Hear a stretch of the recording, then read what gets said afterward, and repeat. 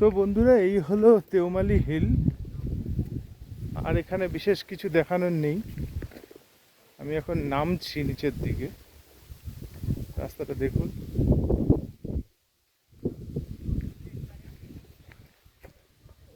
এই হলো রাস্তা, আর এই হচ্ছে পুরো পাহাড়ের সিনারি।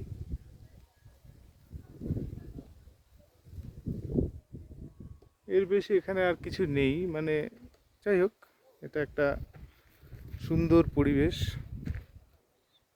একটা মনোরম পরিবেশ। আর এখানে এইভাবে আসাটা স্মরণীয় হয়ে থাকবে আমার লাইফে। এরকম অনেক ট্রেক করেছি, বাট ফার্স্ট টাইম আমি এরকম একটি জায়গায় এসে আপনাদেরকে আমার অভিজ্ঞতাটা শেয়ার করতে পারছি।